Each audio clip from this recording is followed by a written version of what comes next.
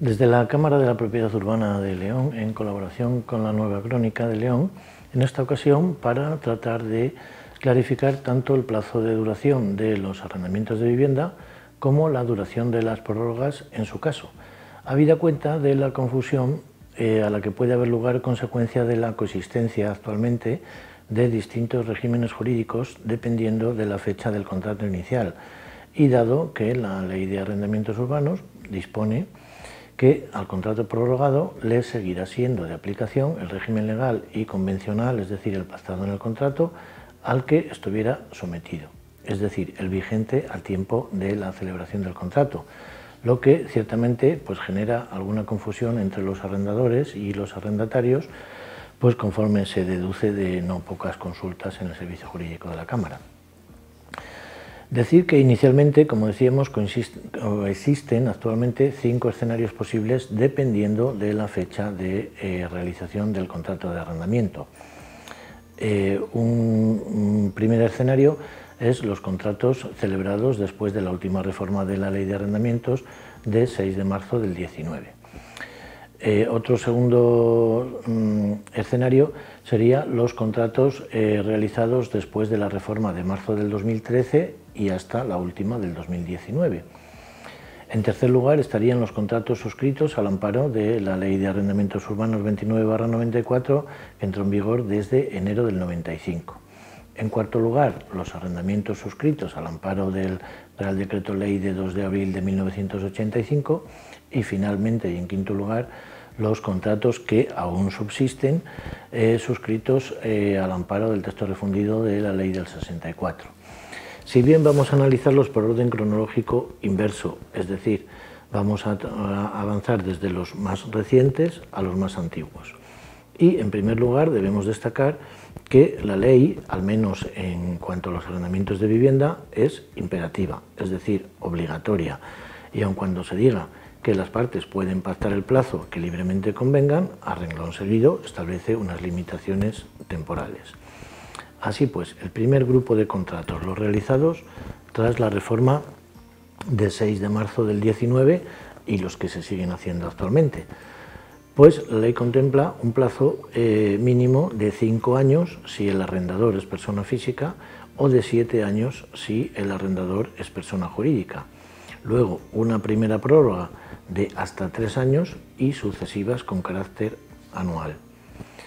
Si el plazo pactado en el contrato inicialmente fuera inferior a esos 5 o 7 años, dependiendo de que el arrendador sea persona física o persona jurídica, el arrendador va a estar obligado a mantener el arrendamiento durante ese plazo de 5 o de 7 años, pero el arrendatario o el inquilino podrá desistir una vez que hayan transcurrido 6 meses, preavisando con 30 días al vencimiento del ciclo anual o de cualquiera de las prórrogas. Ahora bien, si el contrato inicialmente convenido y transcurridos los 5 años o los 7 años en los casos ya dichos, se pretendiera resolver, el arrendador deberá de notificar o preavisar con un plazo de 4 meses, mientras que el arrendatario deberá de preavisar con un plazo de solo 2 meses. Si no mediase ese preaviso de ninguna de las partes, pues el contrato se prorrogaría por otros 3 años con carácter obligatorio para el arrendador, aunque el arrendatario sí que podría desistir preavisando con un mes de antelación al vencimiento de la prórroga. Transcurridos esos 8 años o esos 10 años, y digo 8 o 10 porque serían 5 más la prórroga de 3 en el caso del arrendador persona física, o 7 más la prórroga de 3 en el caso de arrendador persona jurídica, todavía cabría la posibilidad de una prórroga de 1 año más, siempre y cuando el arrendatario acreditase estar incurso en circunstancias de vulnerabilidad y además el arrendador fuese un denominado gran tenedor. E incluso una prórroga de 3 años más si la vivienda o el inmueble alquilado radica en una zona de mercado residencial tensionado. Segundo grupo de contratos, los realizados desde la reforma de marzo del 2013 y hasta la última que decíamos de 6 de marzo del 2019. Bueno, pues ahí el plazo mínimo obligatorio no era de 5 años, sino solo de 3, y obligaba al arrendador. El arrendatario podía desistir antes. El plazo de preaviso también es distinto. Era suficiente para cualquiera de ambas partes el preaviso con 30 días de antelación. Por ejemplo, un contrato que todavía subsista desde el 1 de diciembre del 17, pues bastaría con preavisar antes del 1 de noviembre del 25 para su finalización en diciembre del 25. No haría falta esos 4 años que dice para los nuevos contratos la reforma desde marzo del 2019. Tercer lugar, los contratos realizados al amparo de la vigente Ley de Arrendamientos Urbanos 29/94, pero con entrada en vigor en enero del 95 y hasta marzo del 2013.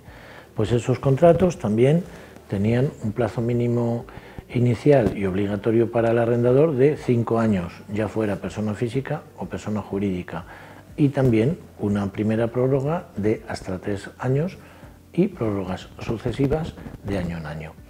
El plazo de preaviso para la finalización del contrato de arrendamiento y para ambas partes, arrendadora y arrendataria, era y es también de un mes. Ejemplo, un contrato de 1 de diciembre del 2009, pues bastaría con preavisar a 1 de noviembre del 25 también para que terminase a 1 de diciembre del 25. Un cuarto tipo de contratos en atención a la fecha de inicio del mismo, pues los contratos realizados al amparo del Real Decreto 2 de abril del 85 y hasta la nueva ley que decíamos 29/94. Pues el plazo del contrato en esos supuestos era solo de un año. Ese decreto es el que terminó con la prórroga forzosa del texto refundido de la Ley 64 y en conclusión los contratos pues duraban un año y prórrogas sucesivas de otro año más.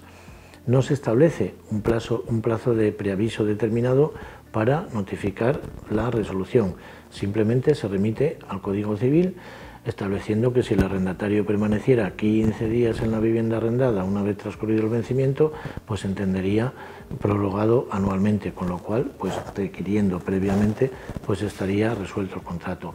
Estamos hablando de contratos que podrían ser, y todavía subsisten, por ejemplo, en 1987 o 1991. Y finalmente, los contratos realizados al amparo del texto refundido de la Ley del 64 y, como decíamos, hasta abril del 85.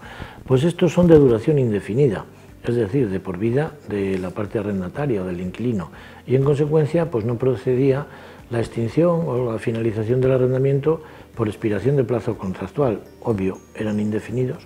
Sin embargo, el propio texto refundido de la Ley del 64 sí que establecía o determinaba causas legales para la denegación de esa prórroga forzosa.